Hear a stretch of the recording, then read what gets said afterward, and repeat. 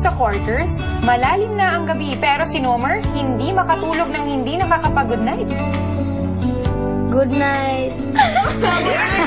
Good night, Ate Denise. Aha, tapos bakit sa akin ka lang nag-good night? Good night. Bilisan mo na! Ano na, nakamuso siya agad. Hala ka! Hala, baka ikasuhan ako ng mga child abuse. Ayokong makulong. Marami po akong pangarap.